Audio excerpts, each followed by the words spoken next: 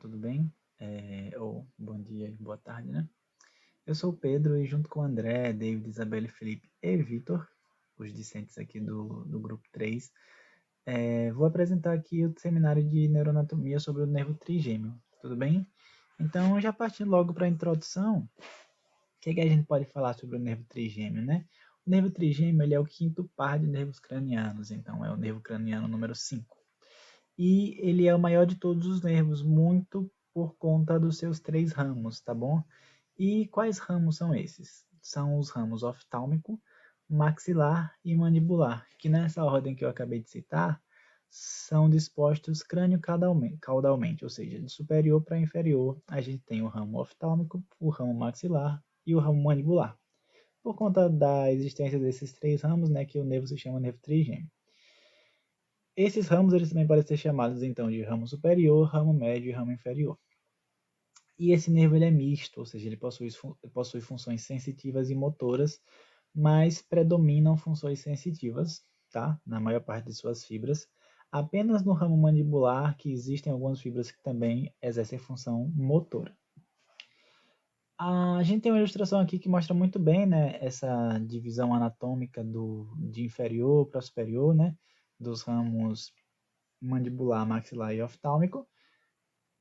Outra ilustração aqui, a gente também vai ver como é que esses ramos estão dispostos dentro do crânio. A gente tem um gânglio trigeminal que se trifurca, será que existe essa palavra? Que se divide em 3, né? E aí mais para superior vai o nervo oftálmico, mais para inferior vai o nervo mandibular e entre eles vai o nervo maxilar, tá? E essa ilustração cadavérica aqui mostra a mesma coisa, só que com um cadáver, né? Uma peça natural. A gente tem um gânglio trigeminal, que também vai se dividir em 3 partes, que são os nervos oftálmico, maxilar e mandibular. A anatomia desse nervo, ela pode ser estudada da seguinte forma, ó. Ele possui origem aparente encefálica na ponte, entre o braço da ponte e o pedúnculo cerebelar médio. A gente vai ver ilustrações disso tudo que eu falar aqui lá nos próximos slides. E no crânio, a sua origem aparente está na fissura orbital superior, no caso do nervo oftálmico, no forame redondo, no caso do nervo maxilar, e no forame oval, no caso do nervo mandibular. Tá? E a origem real está nos seguintes núcleos. O núcleo motor, que está no tegmento da ponte, o núcleo sensitivo, que ele está do mesencéfalo até o segundo nível cervical da medula espinal, beleza?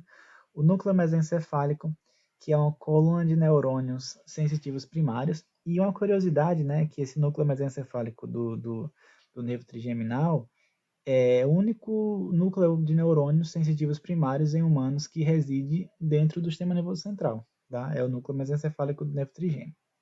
O núcleo principal também está na ponte, e o núcleo espinal, que é uma longa coluna de células que se estende da região inferior da ponte até a medula cervical também, e aí ele vai se fundir com a substância gelatinosa, beleza? Essa é a origem real, microscópica, né, desse nervo craniano. E aqui a gente tem mais ilustrações, ó. Nessa vista anterior do tronco encefálico, a gente tem lá na ponte, dorsolateralmente, a eminência do trigêmeo, tá? Como foi descrito, entre o braço da ponte e o pedúnculo cerebelar médio, ele sai ali, ou chega, né? Macroscopicamente aqui no tronco encefálico. A próxima ilustração aqui vai mostrar os forames e as fissuras que a gente consegue observar a chegada do nervo trigêmeo, né? A gente tem a fissura orbital superior, a gente tem o forame redondo e a gente tem o forame oval, e a gente vê que fibras do nervo trigêmeo passam por cada uma dessas estruturas no crânio. E para finalizar essa parte inicial, a gente tem uma ilustração aqui de Netter também, assim como as duas anteriores, que mostram aqueles núcleos que eu falei, né? Núcleo motor, núcleo sensitivo, mesencefálico, principal e núcleo espinal, em vários níveis de corte do sistema nervoso central, né? A gente tem medula, a gente tem ponte, a gente tem mesencéfalo, a gente tem aí a legenda com cada um desses núcleos que representam a origem real, microscópica desse nervo. Tudo bem? Então, fica aí com os colegas agora. Essa é a introdução em anatomia do nervo trigêmeo. Já foi abordado inicialmente por Pedro, a gente sabe pelo próprio nome que o nervo trigêmeo possui 3 ramos, que é o ramo oftálmico, o ramo maxilar e o ramo mandibular. E esses 3 ramos são ramos sensitivos, são ramos aferentes, ou seja, eles são responsáveis por trazer informações de dor, temperatura e pressão da face até regiões para serem interpretadas, melhor dizendo, para trazer informações de dor, temperatura e pressão para serem interpretadas por regiões corticais superiores. Ou seja, esses 3 ramos são responsáveis pela sensibilidade geral da face. A gente sabe então que o ramo oftálmico é responsável, que vai ser o ramo que eu irei abordar o percurso, é responsável pela sensibilidade do terço superior da face. A gente divide a face em três partes. O ramo oftálmico é responsável pelo terço superior da face, sendo responsável pela inervação de estruturas oftálmicas de metade superior da face até mais ou menos metade do osso parietal e também do nariz. Agora eu vou falar um pouco o percurso desse ramo oftálmico, saindo do gânglio trigeminal até a periferia, mostrando alguns dos seus ramos e suas comunicações. Aqui, essa imagem é melhor. A gente tem o gânglio trigeminal, marcado aqui, circulado. Aqui a gente tem a fissura orbital superior. Primeiro eu vou localizar vocês, fissura orbital superior. Aqui a gente tem o forame redondo e aqui a gente tem o forame oval. Aqui a gente tem o ramo oftálmico, que vai ser o explicado agora. Aqui o ramo mandibular e o ramo maxilar, a quais meus colegas irão explicar melhor depois.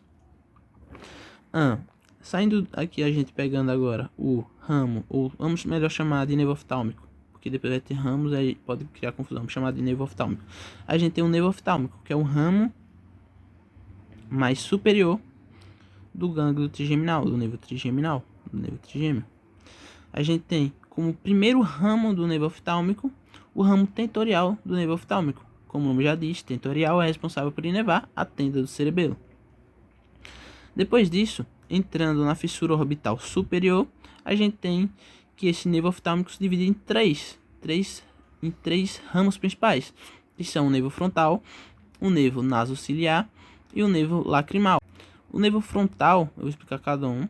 Agora falando primeiro do nervo frontal, a gente tem que o nervo frontal emite 2 ramos terminais, que é o nervo supraorbital e supratroclear, sendo responsável pela abrangência da área cutânea da fronte e a porção anteroposterior do couro cabeludo. Depois disso, em segundo lugar, a gente tem o nervo nasociliar. E esse nervo nasociliar é interessante porque ele possui comunicação através da emissão de ramos, que são conhecidos como ramos ciliares longos, na verdade. Ele tem comunicação com o gânglio ciliar.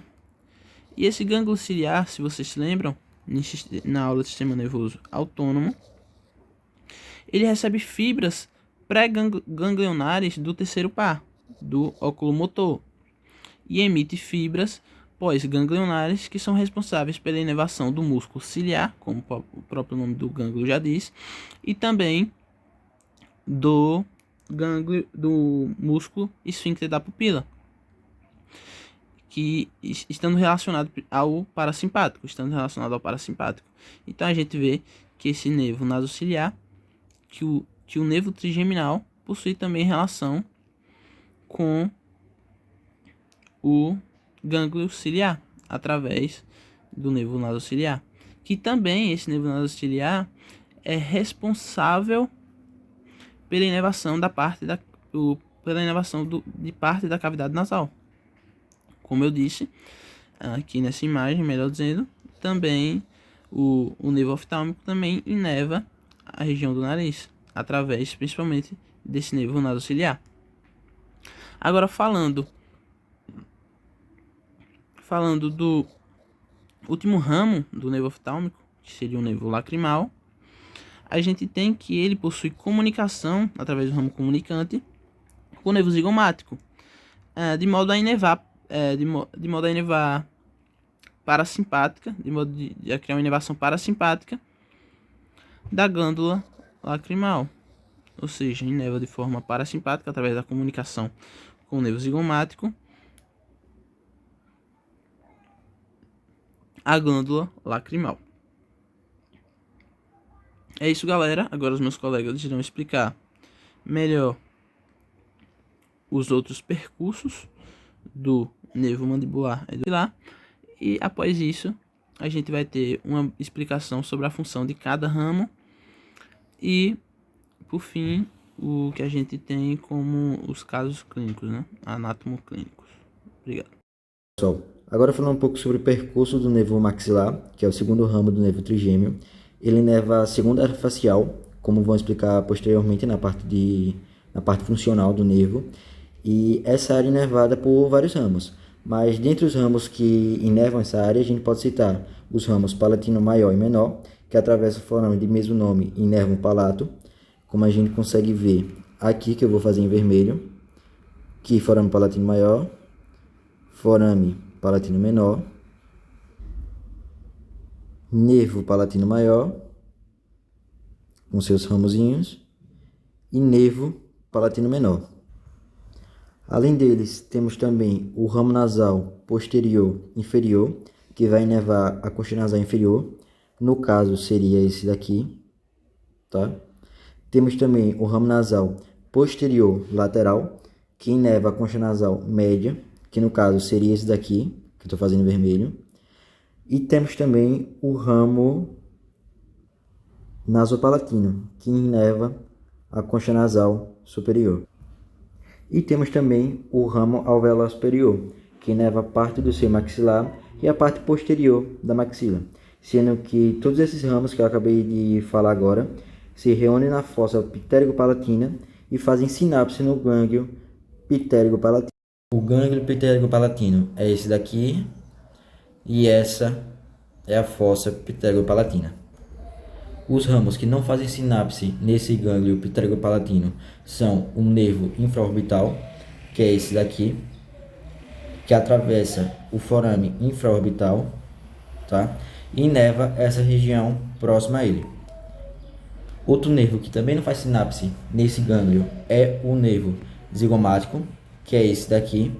Esse nervo zigomático ele tem alguns ramos, sendo que o mais importante é esse ramo daqui, o ramo zigomático facial, que atravessa o forame de mesmo nome, forame zigomático facial, como a gente viu em Anatomia Humana 1, e inerva essa parte próxima ao osso zigomático. E todos esses ramos se reúnem posteriormente, tá?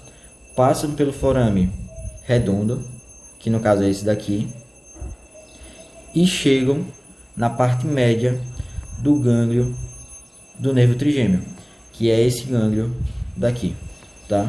Isso já dentro da cavidade craniana. Continuando as funções do nervo trigêmeo, nós vamos ter o ramo mandibular. O ramo mandibular, diferentemente dos outros ramos, ele é tanto sensitivo quanto motor, ou seja, ele é ambíguo, né? A função sensitiva dele se divide em esterorecepção e propriocepção. Essa propriocepção e esterorecepção vão ser levadas por fibras aferentes somáticas gerais. A função motora, participa basicamente dos músculos da mastigação, que vão ser levados, essa informação vai ser levada a esses músculos por fibras eferentes viscerais especiais, que são assim classificadas pois elas irrigam músculos viscerais, que são assim classificados pois eles têm origem no arco branquial. O percurso do nervo mandibular se divide em três porções: tronco, região anterior e região posterior, ou grupamento anterior e grupamento posterior. O tronco é basicamente a união da raiz motora do trigêmeo com o gânglio trigeminal, basicamente a porção mandibular do gânglio trigeminal. Essa união forma o tronco do nervo mandibular. Esse tronco do nervo mandibular emite dois ramos notáveis, tá? O ramo meníngeo, que vai acompanhar as artérias meninas médias, penetrando pelo forame espinhoso, e o ramo do nervo pterigóide medial, que vai irrigar o músculo pterigóide medial. Ok? Esse ramo do nervo pterigóide medial, ele acaba encontrando o gânglio óptico, e ao encontrar esse gânglio óptico, ele acaba emitindo ramos para o músculo tensor do véu palatino e ramos para o músculo tensor do tímpano. Na divisão anterior, nós vamos ter mais 4 ramos. O ramo massetérico, que vai irrigar o músculo masseter, os ramos, na verdade, temporais profundos anterior e posterior. Às vezes o anterior ele é ramo do bucal. Nós vamos ter os ramos pterigóide lateral e o ramo bucal. Beleza? Esses 3 primeiros ramos que eu citei, eles vão participar da irrigação dos músculos da mastigação: massetérico, masseter, temporais profundo, temporal e pterigóide lateral, ou músculo pterigóide lateral. O bucal, ele vai participar de irrigação do músculo bucinador e também da parte sensitiva da bochecha e da gengiva. Ok? Depois nós temos a divisão posterior, que vai ser dividida em 3 ramos principais. O primeiro é o aurículo temporal. Esse ramo vai dar conta de toda a porção lateral da cabeça, por isso ele vai acabar emitindo outros ramos. O ramo auricular anterior, para a região anterior da orelha externa, do pavilhão auditivo. Nós vamos ter o ramo para o meato acústico externo, que vai irrigar não só o meato, como também a membrana timpânica. Os ramos articulares para articulação, para receber informação proprioceptiva da articulação temporomandibular. Usamos parotídeos para a glândula parótida e usamos temporal superficial, que vai irrigar e receber informação. Agora trazendo uma abordagem visual sobre o caminho do nervo mandibular, nós vamos ter aqui a origem do nervo mandibular, né, no gânglio semilunar ou gânglio trigeminal. Aqui a raiz motora, essa raiz motora passa por debaixo dele e se une aqui formando o nervo mandibular. Esse nervo mandibular ele vai acabar emitindo ramos, né? Aqui, esse ramo que volta para a cavidade craniana é o ramo meníngeo, né? Aqui a gente tem o grupamento anterior e aqui o grupamento posterior, beleza? O grupamento anterior, a gente já vê de logo, de cara, alguns nervos que estão indo para ascendendo, né? Esses nervos são os temporais, tá? Os temporais profundos que vão irrigar o músculo temporal. Aqui a gente consegue também perceber o nervo bucal. Ok? Já na divisão posterior, a gente vê 3 grandes divisões. A primeira aqui é o aurículo temporal, que ele é um nervo diferente, pois ele acaba se bifurcando e por dentro dessa bifurcação que ele faz, acaba passando um vaso. Então ele é mais facilmente identificado por conta disso. Já os outros 2 ramos da divisão posterior, o primeiro dele aqui é o lingual, que vai interagir com o gânglio submandibular, e o segundo aqui que a gente vai falar é o alveolar inferior, que nessa porção aqui acaba emitindo um ramo, que é o ramo miloióide, tá? Então a gente consegue verificar que aqui basicamente é onde está o forame mandibular. Nessa outra imagem, a gente também consegue perceber esse tipo de ocorrência. Então a gente tem o tronco, a divisão anterior, beleza? E aqui a gente tem o nervo bucal, né? E alguns outros ramos aqui, que não estão destacados.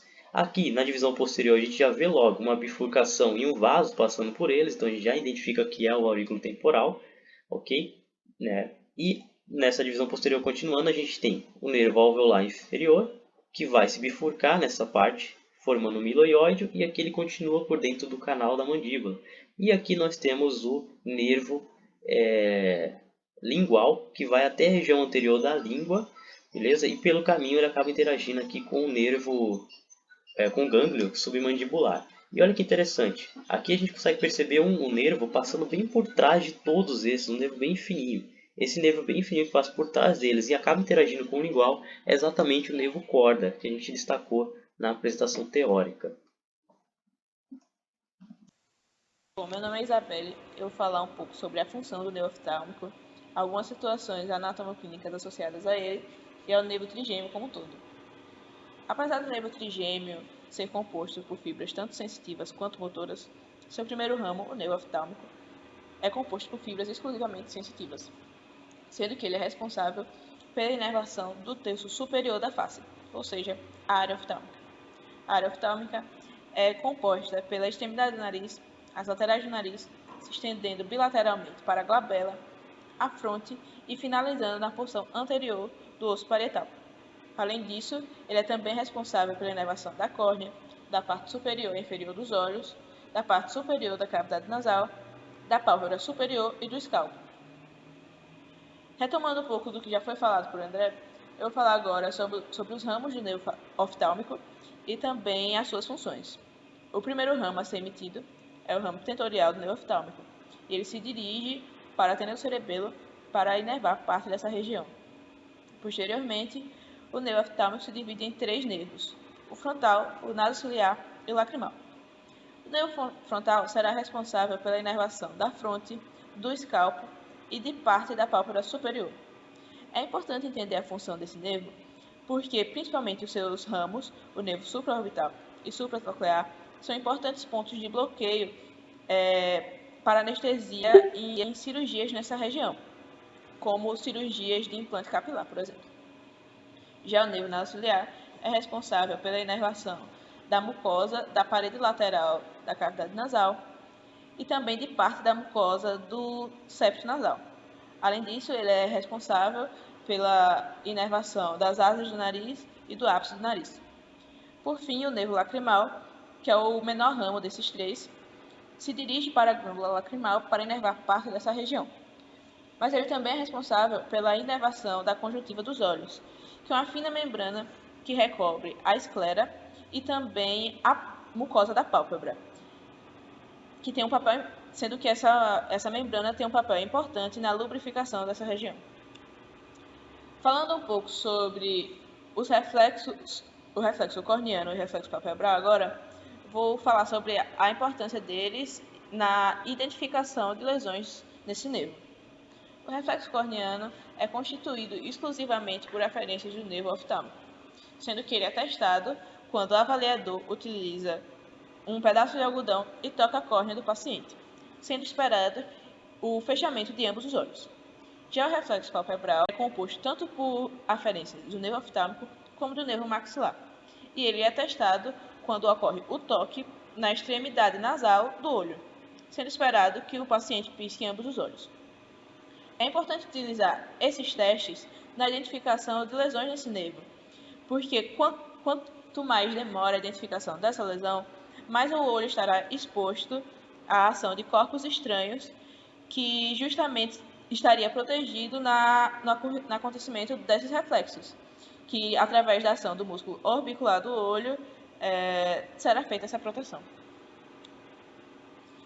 Falando agora sobre os osteoftálmicos, que é a principal lesão associada a esse nervo.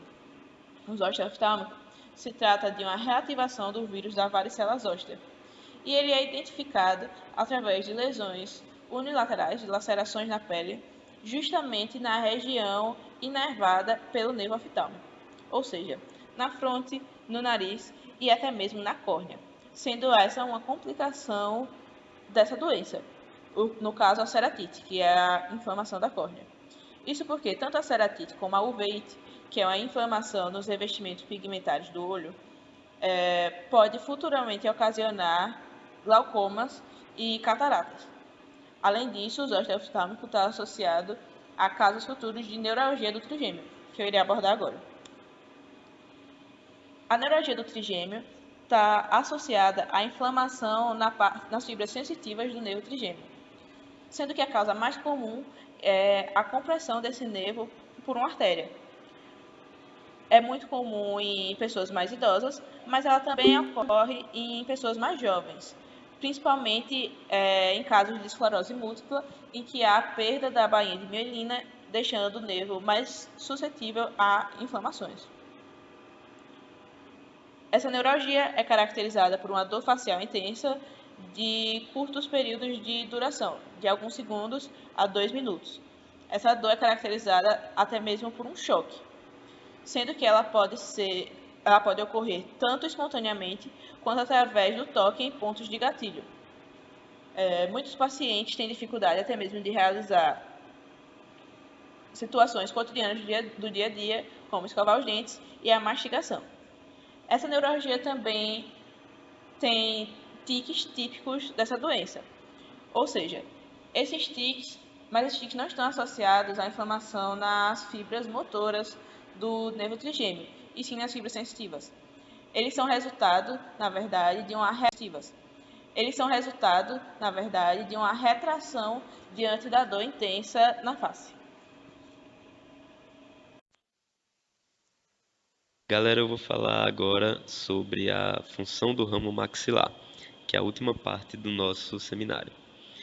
Sobre o nervo maxilar, né, o ramo maxilar do nervo trigêmeo, nós sabemos que ele é o ramo intermediário do nervo trigêmeo, ou seja, é o segundo ramo do nervo trigêmeo. Diz-se que ele é inteiramente sensitivo, ou seja, o seu componente funcional é constituído por fibras que são aferentes somáticas gerais, né? São as chamadas fibras aferentes somáticas gerais. Além disso, O ramo maxilar ele é responsável pela inervação das seguintes regiões: a dura mater da fossa craniana média, as mucosas da nasofaringe, do palato, da cavidade nasal e da orofaringe, bem como pela inervação dos dentes e maxila, assim como a pele sobre o nariz, pálpebra inferior e lábio superior. Além disso, o ramo maxilar ele emite outros ramos, menores ainda, né? Que podem ser divididos em 4 grupos, segundo a sua origem. Você tem o ramo que se origina no crânio, que é o ramo meníngeo. Na fossa pterigopalatina se originam os ramos ganglionares, zigomático e alveolar superior posterior. No canal infraorbital se originam os ramos alveolar superior médio, alveolar superior anterior, e na face se originam os ramos palpebrais, nasais e labiais superiores, que serão explicados posteriormente. Vamos lá. Primeiro, começando aqui com o ramo meníngeo, que nós sabemos que se origina justamente no crânio. O ramo meníngeo ele é responsável pela inervação da dura mater da fossa craniana média. Os ramos ganglionares, agora, né, falando aqui dos ramos que se originam na fossa pterigopalatina, os ramos ganglionares eles vão unir o nervo maxilar ao gânglio pterigopalatino. E ele se situa justamente abaixo do nervo maxilar, na fossa pterigopalatina. Esses ramos ganglionares eles originam outros 6 ramos, que são listados a seguir. Os ramos orbitais, que vão penetrar na órbita pela fissura orbital inferior, distribuindo-se pelo periósteo e pelos músculos da órbita e inervando toda essa região. Depois a gente tem aqui os ramos nasais posteriores, superiores, laterais, que vão inervar a mucosa sobre as partes posteriores das conchas nasais superior e média, bem como vão inervar também a mucosa que reveste os seios etimoidais posteriores. Depois a gente tem os ramos nasais posteriores, superiores, mediais, que inervam a mucosa da parte posterior do teto da cavidade e do septo nasal. Temos o ramo faríngeo, que é responsável por inervar a mucosa da parte nasal da faringe, situada por trás da tuba auditiva. O nervo palatino maior, que por sua vez vai inervar a gengiva e a mucosa, bem como as glândulas do palato duro, anastomosando-se com os filamentos do nervo nasopalatino, que já foi explicado. Por sua vez, os nervos palatinos menores, né, por fim, vão descer através do canal palatino maior e emergir através dos forames palatinos menores. E aí eles enviam ramos para a úvula, para a tonsila palatina e para o palato mole. Ou seja, eles inervam essas regiões para as quais eles enviam os ramos. Agora a gente está falando aqui sobre o ramo zigomático. O ramo zigomático ele se divide em 2 ramos, o ramo zigomático facial e o ramo zigomático temporal. O ramo zigomático facial inerva a pele da região zigomático facial, enquanto o ramo zigomático temporal ele vai perfurar a fáscia do músculo temporal e vai inervar uma pequena área anterior da pele da região temporal. Okay? O ramo alveolar superior posterior, por sua vez, vai se dividir em 2 ou 3 ramos e vai inervar os dentes molares, com exceção da raiz mesiovestibular do primeiro molar superior. O ramo alveolar superior médio, por sua vez, inerva os dentes premolares e a raiz mesiovestibular do primeiro molar superior, que não vai ser inervada pelo ramo alveolar superior posterior, né? Porque vai estar sendo inervada pelo ramo superior médio. A gente tem também o ramo alveolar superior anterior, que vai inervar os dentes incisivos e caninos. Os ramos palpebrais, por sua vez, eles inervam a pele da pálpebra inferior. Os ramos nasais inervam a pele do lado do nariz e da porção móvel do septo nasal. E os ramos labiais superiores, por fim, inervam a pele da parte anterior da bochecha, assim como a pele do lábio superior, a mucosa da boca e as glândulas labiais. Para terminar a nossa apresentação, eu vou falar um pouquinho sobre as correlações anatomoclínicas. Saber posterior, né, porque vai estar sendo inervada pelo ramo superior médio. A gente tem também o ramo alveolar superior anterior, que vai inervar os dentes incisivos e caninos. Os ramos palpebrais, por sua vez, eles inervam a pele da pálpebra inferior. Os ramos nasais inervam a pele do lado do nariz e da porção móvel do septo nasal. E os ramos labiais superiores, por fim, inervam a pele da parte anterior da bochecha, assim como a pele do lábio superior, a mucosa da boca e as glândulas labiais. Para terminar a nossa apresentação, eu vou falar um pouquinho sobre as correlações anatomoclínicas.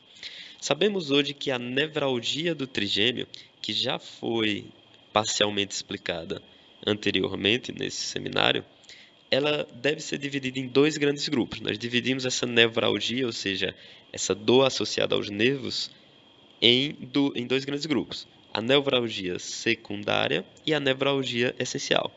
A nevralgia secundária é uma lesão que é localizada no trajeto do nervo, entre os seus núcleos sensitivos e os seus ramúsculos, ou seja, os seus ramos menores, né, que são terminais na pele e nas mucosas.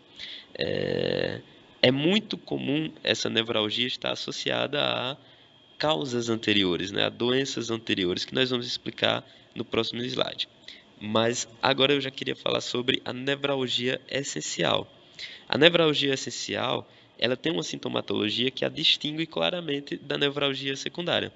Por quê? Porque a dor da nevralgia secundária, ela é uma dor da nevralgia essencial, perdão, ela é uma dor descontínua, diferente da nevralgia secundária, que tem uma dor contínua. E aí a nevralgia essencial é uma dor descontínua, intermitente, surgindo por crises, no intervalo das quais o paciente nada sente, né? De forma que o exame objetivo ele revela muito pouco, né, sobre a nevralgia essencial, né? Não tem como dar um diagnóstico a partir de um exame objetivo, até porque as dores são descontínuas.